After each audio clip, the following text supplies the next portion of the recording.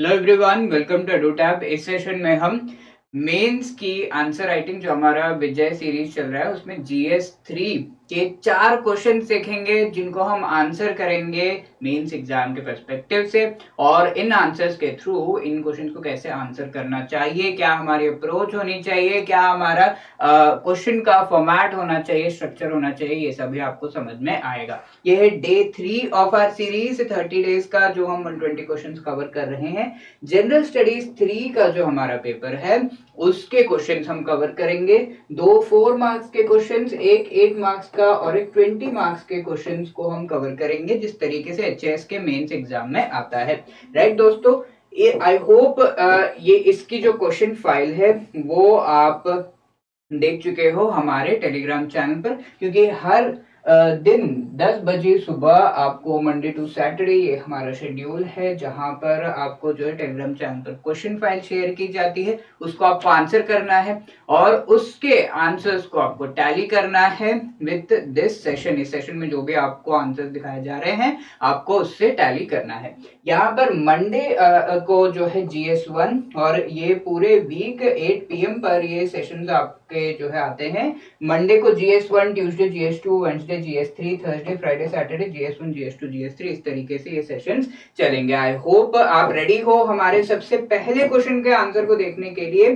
तो सबसे पहला क्वेश्चन GS3 का 4 मार्क्स का यहाँ पर आपके सामने है, जो कि है from the topic demographic profile, demographic dividend and population policy, जो कि GS3 पेपर का यूनिट 1 सब यूनिट 1 का सबसे पहला टॉपिक है।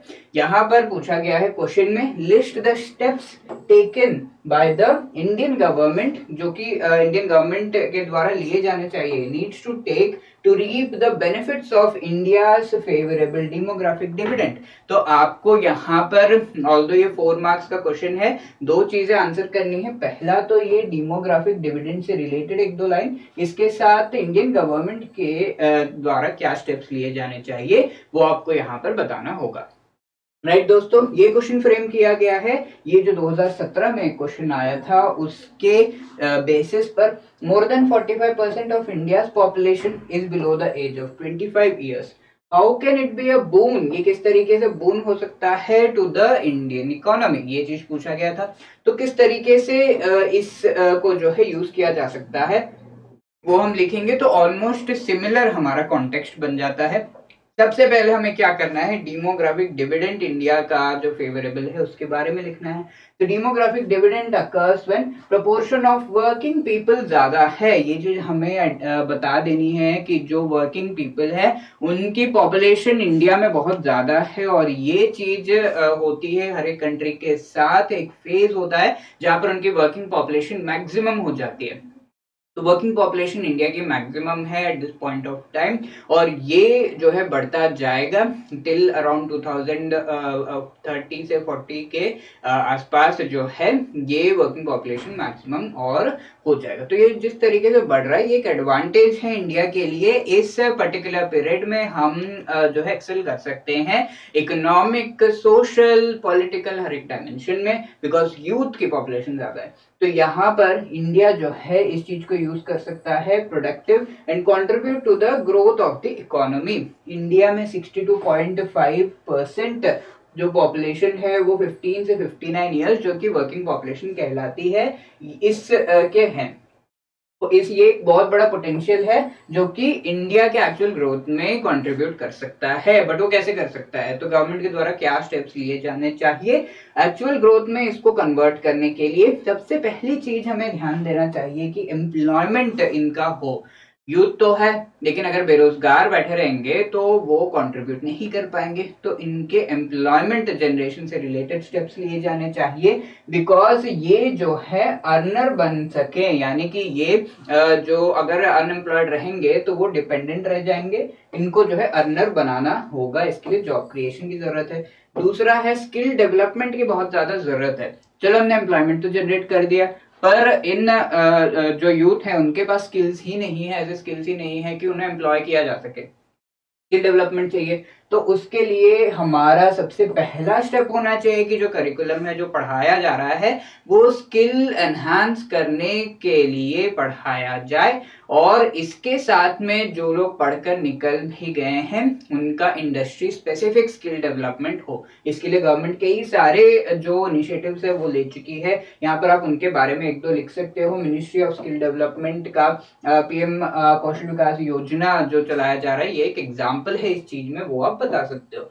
एजुकेशन में भी इम्प्रूवमेंट लाना होगा, हमने ये चीजें तो देख ली। अब करिकुलम को जो है स्किल डेवलपमेंट के साथ लिंक करने की जब बात की ही गई है, तो एजुकेशन ऐसा होना चाहिए कि ये कंट्रीब्यूट करे इस पूरे यूथ को बहुत ही प्रोडक्टिव बनाने में। यहाँ पर जो लेबर फोर्स है उसमें अगर हमें इनको लाना है तो पढ़ाई भी इन्हें अच्छे से करनी होगी, और एजुकेशन की तरफ जो एक्सेस है वो भी बढ़ाना होगा कि सारे के सारे लोग एजुकेट हो सके। ठीक है, नेशनल एजुकेशन पॉलिसी 2020 इस चीज में एक बहुत ही बढ़िया स्टेप है, ये आप लिख सकते हो। तो इस तरीके से आप यहाँ पर देख सकते हो कि हम सिर्फ पॉइंट नहीं दे रहे, हम उसको साथ में वैल्यू ऐड कर रहे हैं विथ रिसेंट चीजें, रिसेंटली जो चीजें आई हैं, जो पॉलिसी आई हैं, जो स्टेप्स लिए गए हैं गवर्नमेंट के द्वारा, उनको हम यहाँ पर जब लिखते हैं ये चीज आपके आंसर को डिफरेंशिएट करते हैं, क्योंकि एजुकेशन स्किल डेवलपमेंट तो सभी लिखेंगे तो आपका आंसर अलग कैसे होगा, तो इनसे होगा। तो ये एग्जाम्पल आपको देखना होगा, इस तरीके के आपको देने होंगे। क्वालिटी ऑफ लाइफ को भी इम्प्रूव करना है फाइनली, जहां पर उनका जो ट्रू पोटेंशियल है वो रियलाइज कर सके। क्वालिटी ऑफ लाइफ कैसे इम्प्रूव होगी, जिस तरीके से वो उनको जो है एक्सेस मिलेगा, उनकी स्किल्स बढ़ेंगे, उनके एक्सेस के मिलने की वजह से उनकी इनकम बढ़ेगी और उनकी क्वालिटी ऑफ लाइफ बढ़ेगी, उनकी परचेजिंग पावर बढ़ेगी, राइट। तो ये सारी चीजें ध्यान में रखते हुए क्वालिटी ऑफ लाइफ इम्प्रूव करना है। सोशियो पॉलिटिकल कंडीशंस पर हमें ध्यान देना है। इंडिया में कई सारे बैरियर्स हैं, इनसे रिलेटेड कास्ट हो गया, रिलीजन हो गया, इन सारे चीजों पर भी गवर्नमेंट को थोड़ा सा ध्यान देना होगा। और पॉलिटिकल जो पूरा सेटअप है उसमें भी कई सारे बैरियर्स कई इलाकों में आप देखते हो, तो उन चीजों पर ध्यान देना होगा गवर्नमेंट को। तो पूरा हमने जो है 4 पॉइंट्स में एकदम होलिस्टिकली इस क्वेश्चन को आंसर कर दिया। चेंजिंग एज स्ट्रक्चर को हम किस तरीके से, एक छोटा सा आप कंक्लूजन भी दे सकते हो, बट ये कंपलसरी नहीं है। अगर आप देना चाहते हो तो इस तरीके से आप दे सकते हो। चेंजिंग एज स्ट्रक्चर जो इंडिया का है उसके वजह से हमें ये बेनिफिट मिला है, और इस बेनिफिट को हम अच्छे तरीके से यूज करने के लिए हमें कंसर्टेड एफर्ट्स लगाने होंगे और प्लान्ड डेवलपमेंट की तरफ हम तब आगे बढ़ सकते हैं। तो ये था हमारा पहला क्वेश्चन 4 मार्क्स के लिए, 60 वर्ड्स में इस तरीके से आप आंसर कर सकते हो। ये हमारा दूसरा क्वेश्चन है सेम टॉपिक में से, जहां पर पूछा गया है what were the possible reasons पूछे गए हैं due to which India's total fertility rate has declined in recent times. Recent times में एनएफएचएस की अगर आप रिपोर्ट देखो 5 एनएफएचएस 5 की, तो उसमें आप देखते हो कि इंडिया की टोटल फर्टिलिटी रेट में रिडक्शन देखा गया है। तो ये एक डेमोग्राफिक ट्रेंड है जिसके तरफ सारे कंट्रीज आगे बढ़ना चाहते हैं, और ये किस रीजन से हुआ है ये चीज पूछी गई है, क्योंकि रीजन भी दिए गए हैं। ठीक है, ये काफी ज्यादा इंपॉर्टेंट है, करंट कॉन्टेक्स्ट में रिसेंटली एनएफएचएस रिपोर्ट आई है, तो ये चीज आपको जो है पढ़ लेनी चाहिए। यहाँ पर अगर हम देखें तो दो चीजें हैं, पहला तो इंडिया टोटल फर्टिलिटी रेट, और टोटल फर्टिलिटी रेट से रिलेटेड एक दो पॉइंट्स आपको लिखने होंगे, और किस तरीके से एनएफएचएस में डिक्रीज देखा गया वो लिखना होगा। उसके बाद आपको रीजंस लिखने होंगे, तो दो चीजें यहाँ पर लिखनी होंगी। तो मोस्टली जब भी आप 4 मार्क्स का क्वेश्चन लिख रहे हो ऐसे जो है कई बार आपको देखने को मिलता है कि 2 माइक्रो क्वेश्चंस में आप उसे डिवाइड कर सकते हो। ऑल्दो मोस्टली ये होता है कि सिर्फ एक ही क्वेश्चन होता है, उसमें डायरेक्ट क्वेश्चन होता है, बट देन इस तरह के क्वेश्चंस में अगर ऐसा है तो आपको बहुत सारा इंफॉर्मेशन बहुत ही कम स्पेस में अच्छे वर्ड यूज करके उसको आंसर करना होगा।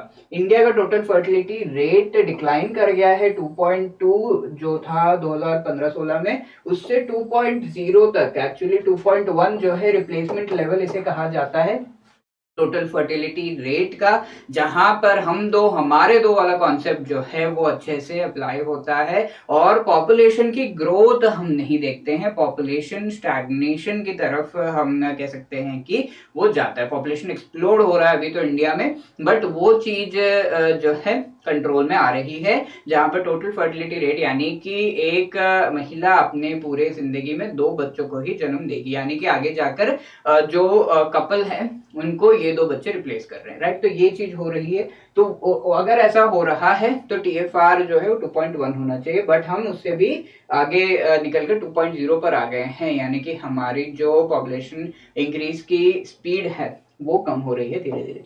तो ये सिग्निफिकेंट प्रोग्रेस है पॉपुलेशन कंट्रोल मेजर्स में, और इसके रीजंस हम यहाँ पर बता रहे हैं।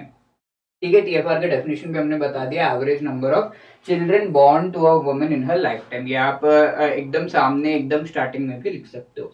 पॉसिबल रीजंस क्या है? इंस्टीट्यूशनल बर्थ्स, जो बर्थ्स हुए हैं वो इंस्टीट्यूशनल हुए हैं, और उसके वजह से हम ये कह सकते हैं कि 90% of the births were institutional, यानी कि अच्छे जो जगह पर ये जो बर्थ्स है वो हुए हैं, और उसमें एक तरीके से ध्यान रखा गया है कि ये बर्थ्स के वजह से किसी भी तरह से जो है माँ या बच्चे को नुकसान ना पहुंचे। इसके साथ वुमेन की जो स्कूलिंग है वो किया गया है, जहां पर वुमेन को अवेयर बनाया गया है कई चीजों से रिलेटेड, जहां पर हम ये कह सकते हैं कि वुमेन अब अवेयर है कि बहुत ही लार्ज फैमिलीज नहीं होने चाहिए, पॉपुलेशन एक्सप्लोजन नहीं होना चाहिए। इसके साथ में वो अवेयर हैं कि हम किस तरीके से बहुत लार्ज फैमिलीज नहीं करेंगे, यानी कि पॉपुलेशन कंट्रोल मेजर्स हम किस तरीके से ले सकते हैं, जो कि फिजिकल मेजर्स हो गए और बायोलॉजिकल मेजर्स हो गए जो लेने चाहिए। यहाँ पर NFHS 5 रिपोर्ट के हिसाब से number of children per women जो है वो डिक्लाइन हो गया है because of the betterment in the level of schooling. Women with no schooling have an average children of 2.8 compared with 1.8 children जो कि जिनका जो है 12 और मोर ईयर्स की स्कूलिंग है। तो ये चीज देखिए, और ये एक रीजन है। मॉडर्न कॉन्ट्रासेप्शन मेथड, जब स्कूलिंग अच्छी होगी तो मॉडर्न मेथड्स भी वो यूज कर पाएंगे, और इस वजह से मॉडर्न कॉन्ट्रासेप्शन मेथड्स को यूज किया गया NFHS रिपोर्ट के हिसाब से, और ये इंपॉर्टेंट रीजन है। ठीक है, आप कंक्लूजन में लिख सकते हो TFR डिक्लाइन हुई है रिसेंट टाइम्स में, और ये इंडिया के ग्रोथ एंड डेवलपमेंट में हेल्प करेगा। थर्ड क्वेश्चन हमारा ये जो है 120 वर्ड्स का 8 मार्क्स का क्वेश्चन है। Sectoral composition with respect to contribution to GDP and employment. Sector, अलग सेक्टर्स के कॉम्पोजिशन क्या है जो कि GDP में कंट्रीब्यूट कर रहे हैं। ये टॉपिक है GS3 यूनिट 1 सब यूनिट 1 का। ये क्वेश्चन करंट कॉन्टेक्स्ट में काफी ज्यादा रिलेवेंट है, इस वजह से पूछा गया है। Explain how does the manufacturing sector play a key role in employment generation in India. तो ये जो है मैन्युफैक्चरिंग सेक्टर किस तरीके से एम्प्लॉयमेंट जनरेशन में हेल्प कर रहा है, ये चीज पूछी गई है। तो यहाँ पर आपको मैन्युफैक्चरिंग सेक्टर के बारे में थोड़ा सा लिखना होगा, और इसका रोल क्या है इन एम्प्लॉयमेंट जनरेशन, ये आपको लिखना होगा। ठीक है, तो मैन्युफैक्चरिंग सेक्टर इंडिया में जिस तरीके से है वो हम देख रहे हैं यहाँ पर, उसके बारे में लिख रहे हैं। यस, इसका बहुत बड़ा पोटेंशियल है, और साथ में हम बता रहे हैं कि 14.7% GDP को कंट्रीब्यूट करता था इन फाइनेंशियल ईयर 2005 का जो है FY05, अभी 16.7% कंट्रीब्यूशन है FY20 में। साथ में ग्रोथ रेट इस सेक्टर की 7 to 9% पर एनम है। ये सारा डेटा आपको जो है PIB से मिल जाएगा या फिर गवर्नमेंट सोर्सेज से ये मिल जाएगा। इकोनॉमिक सर्वे के रिपोर्ट्स के हिसाब से हम कह सकते हैं कि 2017-18 में 5.7 करोड़ का एम्प्लॉयमेंट जो है इस सेक्टर में था, जो कि इंक्रीज हो गया है 6.24 करोड़ 2019-20 में। ठीक है, इकोनॉमिक सर्वे जो इंडिया की है उसके हिसाब से। अब कंट्रीब्यूट किस तरीके से ये कर रहा है एम्प्लॉयमेंट जनरेशन में, तो ये सेक्टर एम्प्लॉयर सेक्टर है। तो मैन्युफैक्चरिंग की जब हम बात करें तो उसमें कंस्ट्रक्शन हो गया, फैक्ट्रीज हो गया, तो ये एक्चुअली एक एम्प्लॉयर सेक्टर है। इसमें कई सारे जो पीपल है अलग अलग लेवल से वो एम्प्लॉय होते हैं, या तो वो ऑफिसर्स हो गए, मैनेजर्स हो गए, वो लेबर हो गए, सभी एम्प्लॉय होते हैं। तो वो हम यहाँ पर बताएंगे, और इसके साथ में हम यहाँ पर कह सकते हैं कि ऑल द सेक्टर जो है उसमें से मैन्युफैक्चरिंग सेक्टर में हम कह सकते हैं कि most equitably among the work force. ठीक है, सर्विसेज सेक्टर में अच्छे स्किल्स चाहिए होते हैं, बट देन मैन्युफैक्चरिंग सेक्टर में लेबर भी एम्प्लॉयड है, पीपल जो बड़े पोस्ट पे हैं, ऑफिसर्स भी एम्प्लॉयड है, मैनेजर्स भी एम्प्लॉयड है, राइट। तो इस तरीके से डिस्ट्रीब्यूशन रहता है, और कई सारे जो कंट्रीज है, थाईलैंड, इंडोनेशिया, मलेशिया, इसमें मैन्युफैक्चरिंग सेक्टर 30 to 50% कॉन्ट्रीब्यूट करता है टुवर्ड द GDP। इंडिया भी इस डायरेक्शन में आगे बढ़ रहा है, आगे जब हम मेजर्स देखेंगे। जॉब्स क्या है इस सेक्टर में जो है, जॉब्स इस तरीके से है, मैन्युफैक्चरिंग सेक्टर इस तरीके से डेवलप हो रहा है कि वो सर्विस सेक्टर को भी इंक्लूड करता है। यानी कि एक फैक्ट्री अगर बन रही तो उसकी वेबसाइट बनेगी, उसके सर्विसेज आपको ऑनलाइन मिलेंगे, तो सर्विसेज वहां पर जब हम देख रहे हैं उसका एक कॉल सेंटर होगा, राइट। तो ये सारा सर्विस सेक्टर की एक्टिविटीज मैन्युफैक्चरिंग सेक्टर से एलियड वे में जुड़ी हुई हैं। और सर्विस सेक्टर में जो एम्प्लॉयमेंट बढ़ रहा है मैन्युफैक्चरिंग सेक्टर के वजह से, यानी कि एक फैक्ट्री बनी उसमें जो ये सर्विसेज मिल रहे हैं, इस सर्विसेज में भी लोगों को एम्प्लॉय किया जाएगा। तो इस तरीके से एलिड तरीके से सर्विस सेक्टर में एम्प्लॉयमेंट बढ़ा रहा है मैन्युफैक्चरिंग सेक्टर, और ये डायरेक्ट रिजल्ट है मैन्युफैक्चरिंग सेक्टर के ग्रोथ का। इसी तरीके से ये रीजनल डिस्पैरिटीज को रिमूव करता है। अगर आप एक फैक्ट्री खड़ी करते हो किसी रिमोट एरिया में, तो वहां पर के पीपल को एम्प्लॉयमेंट मिलता है, तो डिस्पैरिटीज रिमूव हो रही है, यानी कि बहुत ज्यादा डेवलप्ड और रिमोट रीजन्स के बीच में जो डिफरेंसेस है एम्प्लॉयमेंट से रिलेटेड वो भी रिमूव हो रहे हैं। एंड एग्रीकल्चर सेक्टर को जो है बहुत ही ज्यादा सपोर्ट कर रहा है।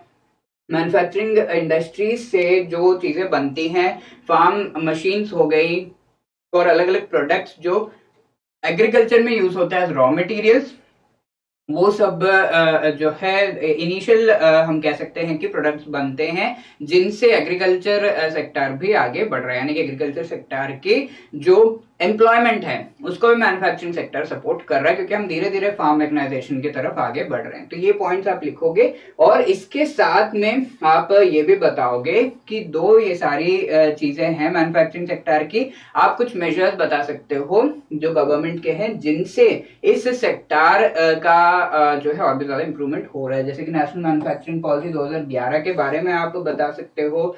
इस पॉलिसी के बेसिस पर एम्प्लॉयमेंट जनरेशन और अलग अलग ऐसे सेक्टर्स बहुत ज्यादा ध्यान दिया गया है, टेक्सटाइल हो गए और जो कि लेबर इंटेंसिव है, ठीक है। इसके साथ में प्रोडक्शन लिंक्ड इंसेंटिव स्कीम्स जो है मैन्युफैक्चरिंग सेक्टर को पूरी तरीके से सपोर्ट करते हुए एम्प्लॉयमेंट वहां पर भी इंक्रीज करने की तरफ आगे बढ़े जा रहे हैं। डीपीआईआईटी के द्वारा कई सारे मेजर्स लिए गए हैं, उनके बारे में बता सकते हो। Formulation of national master plan multi modal connectivity के लिए और इंडस्ट्रियल डेवलपमेंट जो हमारे स्टेट्स हैं, लाइक हिमाचल प्रदेश हो गया, उत्तराखंड, यूनियन टेरिटरीज जो हमारे हो गए, जम्मू कश्मीर का, राइट। तो उनमें भी स्टेप्स लिए गए। तो इस तरीके से आप बता सकते हो अलग अलग स्टेप्स के बारे में, और इस के साथ जो पोटेंशियल है मैन्युफैक्चरिंग सेक्टर को उसे रियलाइज किया जा सकता है, ये आप कह सकते हो। फोर्थ एंड लास्ट क्वेश्चन दोस्तों यहाँ पर, जो कि poverty and inequality, unemployment, inflation in India, इससे रिलेटेड है, जो कि GS3 यूनिट 1 सब यूनिट 1 का एक इंपॉर्टेंट टॉपिक है। तो इसमें पूछा गया है कि what is inflation, what are the steps taken by Indian government and other stakeholders to reduce inflation in India. ठीक है, तो यहाँ पर सबसे पहला तो क्वेश्चन आपको आंसर करना है कि इन्फ्लेशन क्या है। तो आपको क्वेश्चन को इस तरीके से माइक्रो क्वेश्चंस में डिवाइड कर देना है। दूसरा है कि इस इन्फ्लेशन को कंट्रोल करने के लिए Indian government and other stakeholders like RBI, इनके द्वारा क्या स्टेप्स लिए जाते हैं।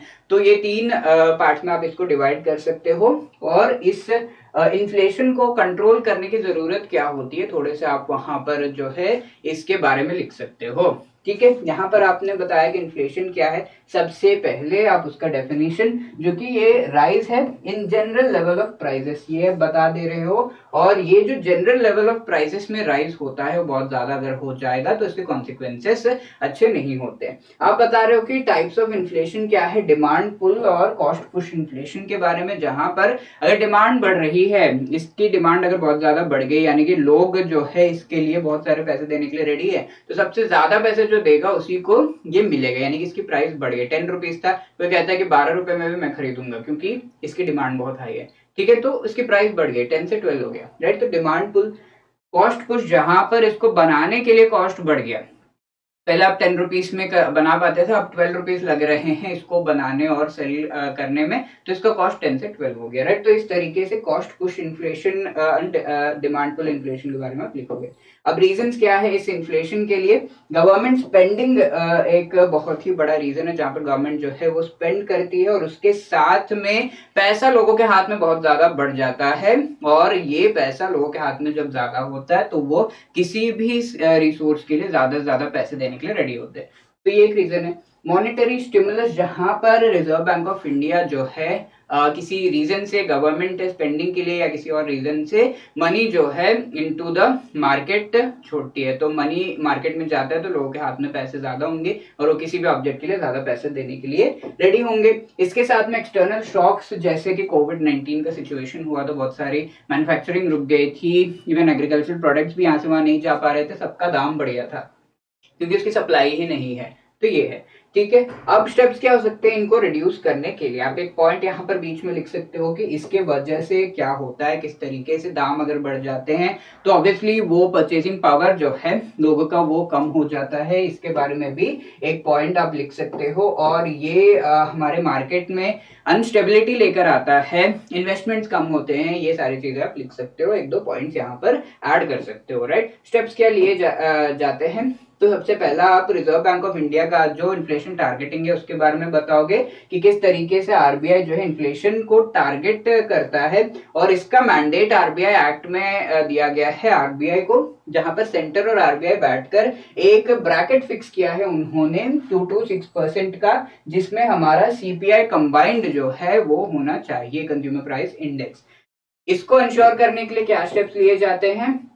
इंटरेस्ट रेट्स जो हैं उनको रेस किया जाता है, जो हमारे रेपो रेट है, रिवर्स रेपो रेट है, इन सबको बढ़ाया जाता है और रिजर्व रेशियोज को जब बढ़ाते हैं तो रिजर्व में ज्यादा पैसा और मार्केट में कम पैसा जाए, ये चीज इंश्योर की जाती है। स्टैट्यूटरी लिक्विडिटी रेशियो हो गया, कैश रिजर्व रेशियो हो गया, उनको बढ़ाकर, और ओपन मार्केट ऑपरेशन जहां पर reserve bank of India government securities उनको बाय एंड सेल करता है, उसके बेसिस पर कंट्रोल करता है इन्फ्लेशन का। फिस्कल पॉलिसी जहां पर प्रोडक्शन का जो है कॉस्ट कम करने का काम गवर्नमेंट करती है और उससे जो कॉस्ट पुश इन्फ्लेशन हम कह सकते हैं उसे कंट्रोल किया जा सकता है, जहां पर चीजें कम दाम में ही बन जाएं, अलग अलग सोर्सेस से उन्हें जो है सोर्स किया जाता है और लॉन्ग टर्म मेजर्स लिए जाते हैं, जहां पर लेट से एक फैक्ट्री एक नई पीएसयू जो है खड़ा कर दिया और उससे प्रोडक्शन हमेशा के लिए बढ़ गया, राइट। तो ये स्टेप्स लिए जाते हैं। फिस्कल पॉलिसी में एक और स्टेप आप लिख सकते हो कि स्पेंडिंग थोड़ी कम की जाती है, राइट, ताकि जो ऑलरेडी पैसा है उसका ही यूज हो। Insulating from the global market के जो इफेक्ट्स है उससे इंसुलेट करने की जरूरत है, क्योंकि बाहर के जो सिचुएशन है उसकी वजह से इंडिया में वेरिएशंस आते हैं। इसका एक एग्जांपल है सब्सिडीज जो गवर्नमेंट देती है। ये हो सकता है बाहर से जो चीजें इंडिया में आ रही हैं वो शायद काफी कम दाम में आ रही हैं, बट इंडिया में उतने कम दाम में बना नहीं पा रहे हैं। सब्सिडी देने की वजह से दाम कम रखने का काम हम कर सकते हैं और ये चीज की जा रही है। और लेबर मैचिंग जहां पर वेबसाइट्स के थ्रू एम्प्लॉय एम्प्लॉयर को जो है कनेक्ट करने का काम वो भी किया जाता है और इनके थ्रू हम कह सकते हैं कि प्रॉपर इकोनॉमी में जो एम्प्लॉयमेंट का फ्लो है वो बना रहे। इससे भी इकोनॉमी में ये फ्लो जब बना रहेगा तो सारे प्राइजेस एंड सप्लाई डिमांड सब कुछ जो है कंट्रोल में रहेगा, विद इन कंट्रोल रहेगा और उससे इन्फ्लेशन के चांसेस कम है। तो ये सारे मेजर्स लिए जाते हैं by the RBI and Indian government, इस तरीके से आप कंक्लूड कर सकते हो। And let me remind you इसके साथ में कि हम आपके मेंस एग्जाम की प्रिपरेशन को और अच्छे लेवल पर ले जाने के लिए मेंस क्रैश कोर्स लेकर आए हैं, जहां पर आपको सारा material Himachal GK and general studies का वीडियोस हैंडआउट पीवाईक्यूज प्रोवाइड हो रहे हैं along with test series mains का जिसकी प्रॉपर इवैल्यूएशन होती है, राइट। इसके साथ में करंट अफेयर्स आपको प्रोवाइड किए जा रहे हैं, 420 मॉडल क्वेश्चन एंड आंसर्स और लाइव डाउट सेशंस आपको जो है दिए जा रहे हैं। इसके ये जो हमारा क्रैश कोर्स है ये आपको 14,000 में दिया जा रहा है, but after discount we are providing it for 10,000 rupees only.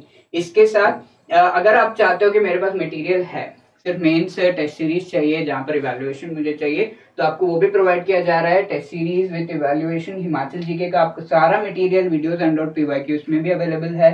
Current affairs आपको प्रोवाइड किए जा रहे हैं, 420 प्लस मॉडल क्वेश्चंस आपको प्रोवाइड किए जा रहे हैं along with answers solved previous year questions HS and UPSC के मेंस एग्जाम के, और लाइव डाउट सेशंस भी आपके चलाए जा रहे हैं। तो ये पूरा आपको जो है 10,000 में प्रोवाइड किया जा रहा है, बट आफ्टर डिस्काउंट 6,000 रुपीज में हम ये प्रोवाइड कर रहे हैं। इनका आपको जो है लिंक डिस्क्रिप्शन में मिल जाएगा। And along with this allow me to end this session. I hope ये सेशन आपके लिए काफी बेनिफिशियल होगा। आपका फीडबैक बहुत ही ज्यादा इंपॉर्टेंट है हमारे लिए। साथ में जो है इन क्वेश्चन से रिलेटेड भी आप कुछ फीडबैक देना चाहते हो, आंसर से रिलेटेड देना चाहते हो, तो आप कमेंट सेक्शन में दे सकते हो। Thank you so much. जय हिंद, जय हिमाचल।